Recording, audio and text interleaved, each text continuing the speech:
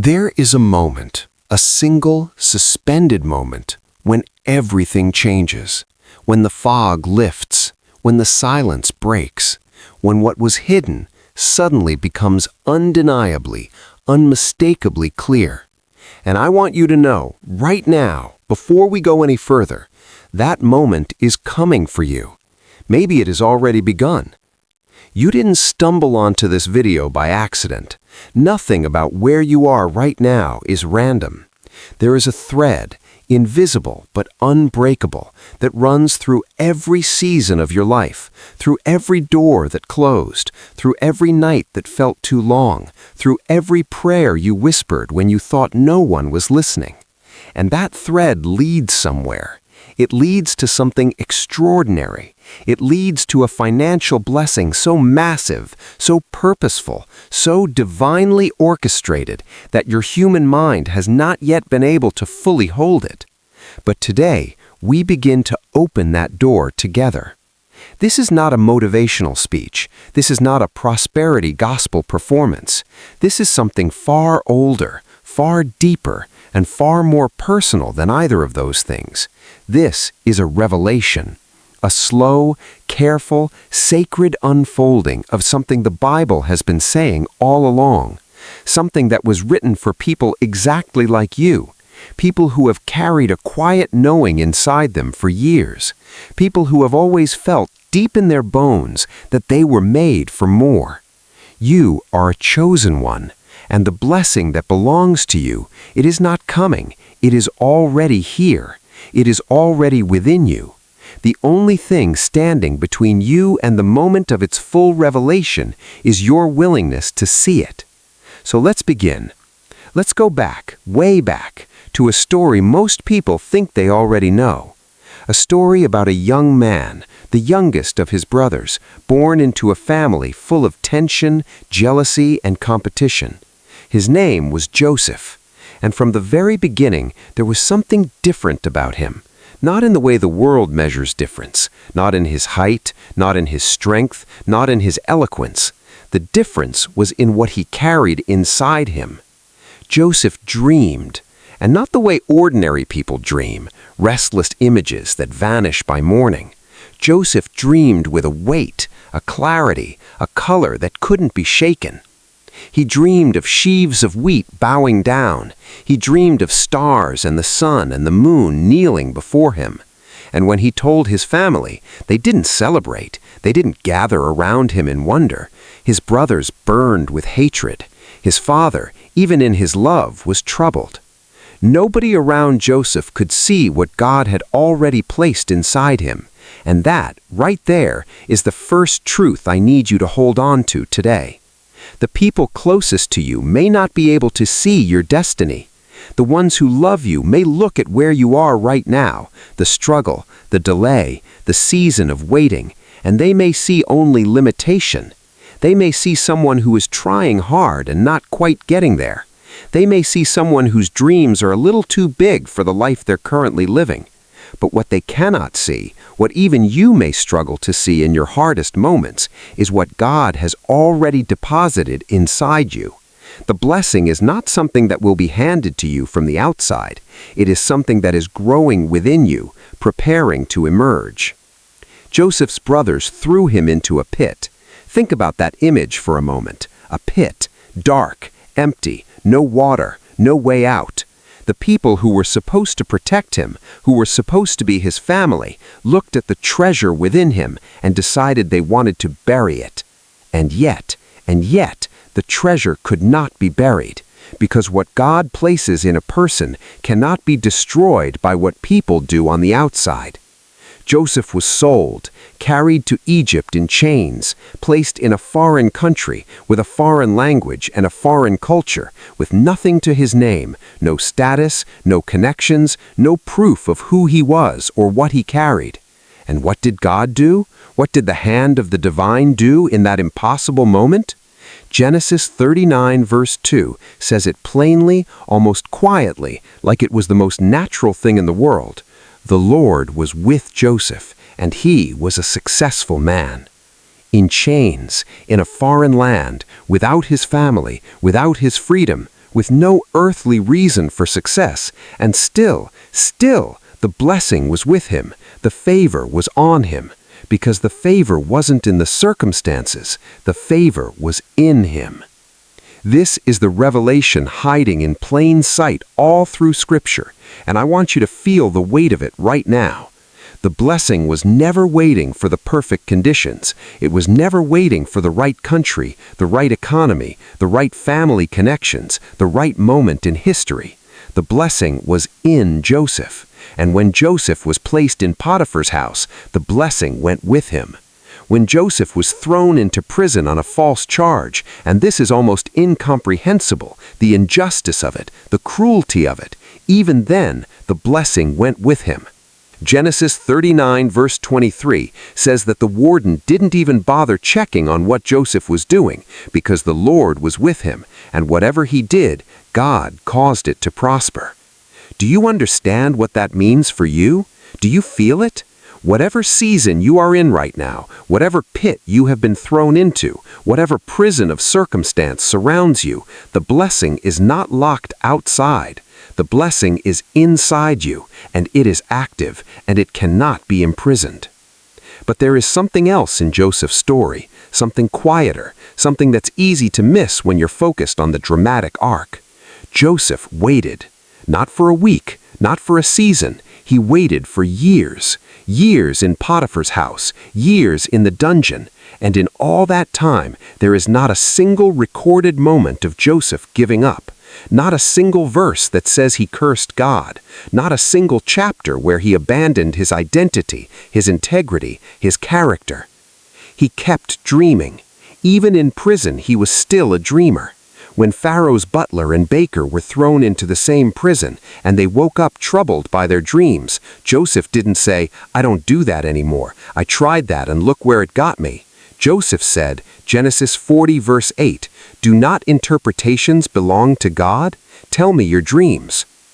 Even in the darkest place, he was still leaning into the very gift that had cost him everything. Because he knew, somewhere deeper than reason, somewhere beyond logic, that the gift was not the problem. The gift was the preparation. Every interpretation he gave, every act of faithfulness, every decision to keep showing up as himself in a place that had every reason to break him, it was all compounding. It was all building towards something he couldn't see yet. And then, and this is where the story breaks open like light through a door, Pharaoh had a dream. 2 dreams, actually. 7 fat cows devoured by 7 gaunt ones. 7 full ears of grain swallowed up by 7 thin ones. And nobody in all of Egypt, with all its wisdom, all its astrologers, all its priests and scholars and advisors, nobody could explain it. And in that moment of cosmic silence, in that moment when the most powerful man in the known world was holding a mystery he couldn't solve, someone remembered Joseph. That moment, that single, shining, irreversible moment, that is what all the years were for. Joseph was brought out of the dungeon. He shaved, he changed his clothes, and he stood before Pharaoh, and in a single conversation, everything shifted, everything inverted. The prisoner became the prime minister. The forgotten man became the second most powerful person in the known world. The one who had nothing became the steward of everything. Genesis 41 verse 41. Pharaoh said to Joseph, "I hereby put you in charge of the whole land of Egypt." One conversation, one moment of revelation, 13 years of waiting, of faithfulness, of carrying the gift quietly and consistently, and then one day the moment came. Not gradually, all at once, like a dam breaking, like the sun rising, like a door swinging wide open after years of knocking. I need you to hear this with everything in you. That moment is coming for you too. The years you have been carrying this, the quiet knowing, the unshaken sense that something significant is on the horizon, the dreams you haven't been able to explain to the people around you, none of it has been wasted. Every single day has been building toward your moment of revelation. And when it comes, it will not look like a slow drip. It will look like a flood. Now let's pull back even further. Let's zoom out from Joseph's story and look at a pattern, a divine pattern that runs through the entire Bible like a golden thread. Because Joseph is not an exception, he is an example of a principle that God seems to love to demonstrate over and over again in different times and different lives and different circumstances.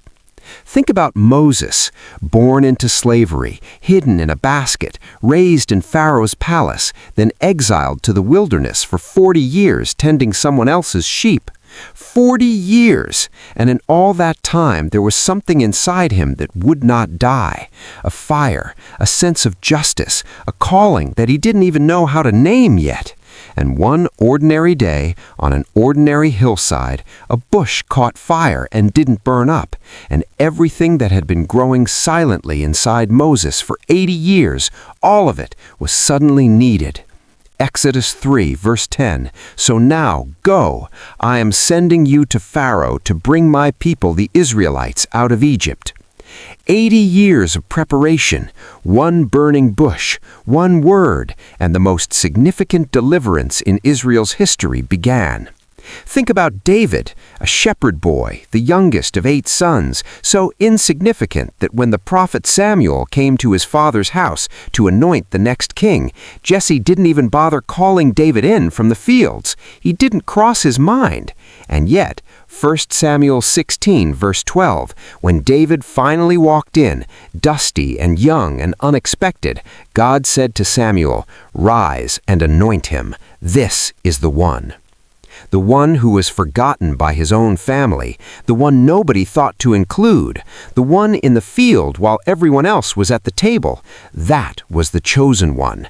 That was the one carrying the anointing. That was the one in whom the blessing was already alive, already growing, already waiting for its moment to emerge. Do you see the pattern? Do you feel it pressing against your own story? Because the Bible doesn't just tell these stories to entertain us. It tells them because they are mirrors, they are maps, they are God's way of saying, this is how I work. This is what it looks like when I am preparing someone for something great. It looks like waiting. It looks like being overlooked. It looks like carrying something invisible that the people around you cannot see or understand. It looks like faithfulness in seasons that feel like they are going nowhere. And then, when the moment is right, when the preparation is complete, when the world is ready to receive what you carry, it all comes forward, all at once, in a way that is unmistakable, undeniable, and absolutely overwhelming in its magnitude. Now I want to talk about the financial dimension of this blessing specifically, because this is something the church has often been afraid to address honestly. There is a tendency in some religious spaces to treat money as inherently suspicious, as if prosperity and spiritual depth cannot coexist. But that is not what the Bible teaches. That is a human fear layered over a divine text. Look at Abraham. The man is called the father of faith, the friend of God, and he was also enormously wealthy. Genesis 13, verse 2 says he was very rich in livestock, silver, and gold. His wealth was not an accident of circumstance. It was connected to his covenant, his purpose, his calling. The blessing on his life was holistic, spiritual and material, eternal and earthly, invisible and very, very visible. Look at Solomon. When God appeared to him and said, "Ask for whatever you want me to give you," Solomon asked for wisdom, not wealth. He asked for the ability to serve well, to discern, to lead with understanding. And God's response was staggering. 1 Kings 3, verse 13, "Moreover, I will give you what you have not asked for, both wealth and honor, so that in your lifetime you will have no equal among kings." Wisdom came first. Purpose came first. The desire to serve, to carry something meaningful, to be useful to God and to others, that came first. And the financial blessing followed as a natural consequence, as an amplification of the purpose, as the material expression of the favor that was already spiritually present. This is the order. This is the pattern, and I believe it is the pattern operating in your life right now. You haven't been chasing money for its own sake. You have been carrying something, a purpose, a calling, a desire to build something meaningful, to bless your family, to make a difference in the world around you. And that desire, that depth, that orientation towards something greater than yourself, that is the soil in which a massive financial blessing grows. Not in the soul that is grasping and desperate and driven only by fear, but in the soul that is purposeful, that has been shaped by waiting, that has been refined by seasons of trust. Proverbs 10 verse 22 says it with a simplicity that is almost startling. The blessing of the Lord brings wealth without painful toil for it, not without work, not without effort, but without the grinding, soul-crushing, desperate toil that comes from striving in your own strength without divine favor. The blessing of the Lord, when it comes, when it arrives, when it manifests, it brings an abundance that doesn't destroy you in the process. It brings an abundance that carries integrity with it, that has roots, that lasts. And I want to go somewhere even deeper now, because there is a passage in the New Testament that I believe holds one of the most stunning and under-examined truths about financial blessing and divine calling. It is found in Luke 19, the parable of the 10 minas, and I want to walk through it slowly because every word matters. A nobleman is going away to a distant country. Before he leaves, he calls 10 of his servants, and each of them gives 1 mina, a unit of currency, a resource, a seed. And he says in Luke 19, verse 13, "Put this money to work until I come back." Now when he returns, the servants give their accounts. One servant took the mina and made 10 more, another made 5, and the nobleman's response to the one who made 10 is extraordinary. Luke 19, verse 17, "Well done, my good servant, because you have been trustworthy in a very small matter. Take charge of 10 cities." 10 cities, not 10 coins, cities. The reward for faithful stewardship of a small thing was dominion over something unimaginably larger. The financial faithfulness was a doorway to something that transcended finance entirely.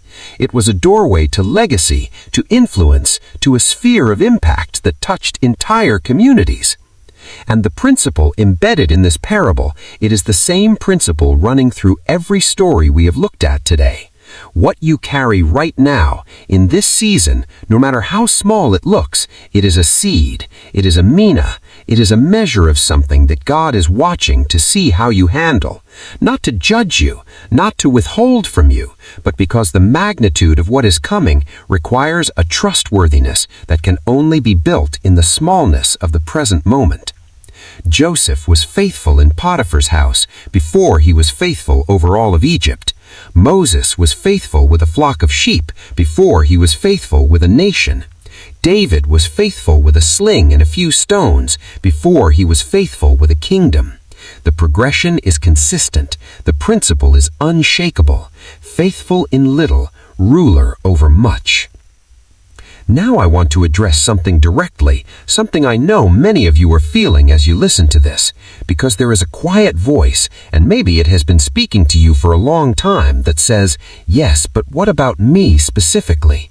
Yes, this all sounds true in theory, but my situation is different. My debt is too deep. My age is too advanced. My past is too complicated. My opportunities are too limited. My family doesn't have a legacy of wealth. My country doesn't have the infrastructure.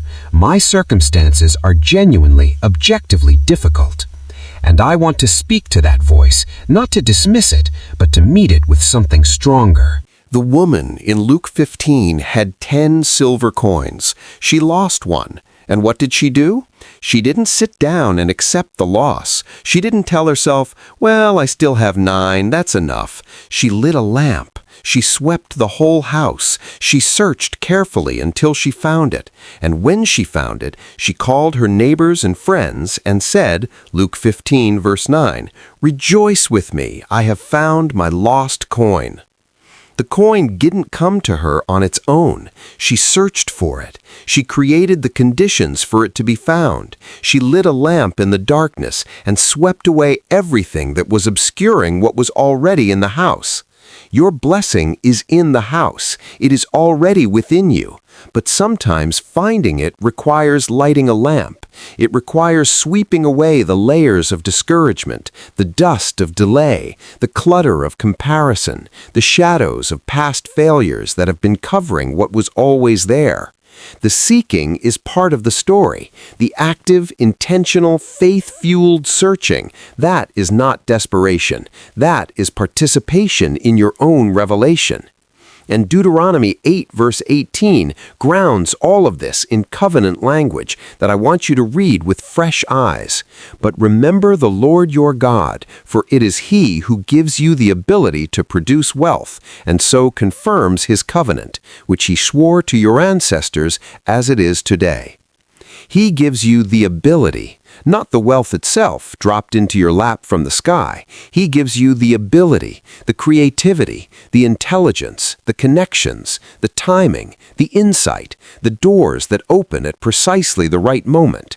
He gives you the capacity to produce, and then He blesses the production. The partnership is active, it is collaborative, it requires you to show up, to move, to use what is in your hands, and then the blessing amplifies it beyond anything you could engineer on your own. Think about the widow in 2 Kings 4. Her husband had died. She was drowning in debt. Her sons were about to be taken as slaves to pay what she owed. She went to the prophet Elisha in desperation, and the first thing Elisha asked her was not, "What do you need?" The first thing he asked was, "What do you have in your house?" She said, "Nothing except a small jar of olive oil." Except a small jar of olive oil. What a word! Because in the economy of God, nothing except is never nothing. It is always the starting point. It is always the seed. It is always the one mina, the sling and stones, the shepherd's staff, the jar of water, the 5 loaves and 2 fish, the small, seemingly insufficient thing in your hands that becomes the vessel for the miracle. Elisha told her to borrow empty jars from her neighbors, as many as she could find, and then he told her to go inside, close the door, and pour from her small jar into all the borrowed ones. And she poured and poured and poured, and the oil kept flowing, vessel after vessel, jar after jar, until 2 Kings 4 verse 6 says that when there were no more jars, the oil stopped. The oil stopped when the jars ran out, not before. The blessing was not the limitation. The jars were the limitation. The capacity to receive was the boundary of the miracle. So I want to ask you something that I want you to sit with deeply. How many jars are you borrowing?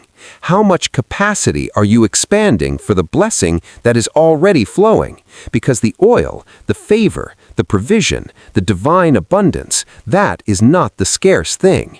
What can be scarce is our willingness to prepare for it, to make room for it, to believe that it is real enough and near enough to justify going to the neighbors and asking for their empty jars. The moment of revelation is near, but revelation requires space. It requires an open hand, an expanded expectation, a heart that has been stretched by faith enough to hold something it hasn't held before. And now, as we move toward the close of this journey together, I want to paint you a picture. I want you to imagine the morning of Joseph's promotion. He woke up in the dungeon that day not knowing. He had no announcement, no angelic visit the night before, no dream that said, "Today is the day." He woke up as a prisoner in the same cell, with the same walls and the same chains, and somewhere in the palace, Pharaoh was waking up troubled by a dream he didn't understand, and somewhere in Pharaoh's court, a butler was finally remembering a young Hebrew man he had promised to remember 2 years ago and had forgotten. Joseph didn't know. He could not have known, but everything was already in motion. Every piece was already moving. The collision of all those threads, Pharaoh's dream, the butler's memory, Joseph's years of faithfulness and gift and character, all of it was converging on a single morning, on a single hour, on a single knock on a dungeon door that would change things forever. That is the nature of the moment of revelation. It doesn't announce itself. It doesn't send a preview. It arrives as an ordinary morning, and then it becomes extraordinary. And when it comes, you will look back at every season of waiting and you will understand, not with bitterness, but with breathless, overwhelming gratitude. You will understand that every single day was necessary. Every delay was a preparation. Every closed door was a redirection. Every moment of faithfulness in darkness was a deposit in an account that was growing compound interest in a heavenly economy you couldn't see. Luke 12, verse 32, Jesus himself, speaking to his disciples, saying with such tenderness, such directness, such startling confidence, "Do not be afraid, little flock, for your Father has been pleased to give you the kingdom." Has been pleased, not will reluctantly consider, not might eventually if you perform well enough. Has been pleased. It is already his delight to give. The blessing, the kingdom, the abundance, the heart of God toward you is already inclined to overflow. The only question is whether you will open your hands wide enough to receive it. You are a chosen one, not because you are perfect, not because your faith has never wavered, not because you have never doubted, never fallen, never felt the cold floor of a dungeon beneath you. You are chosen because God chose you before you chose him. Ephesians 1 verse 4, chosen before the foundation of the world, before your first breath, before your first mistake, before your first success or failure or prayer or failure to pray. The blessing deposited in you was placed there before time began. It has been growing through every season of your life, through the beautiful ones and the brutal ones, through the seasons of abundance and the seasons of lack, through the years when everything was clear and the years when nothing made sense. It has been growing, and it is almost ready to emerge.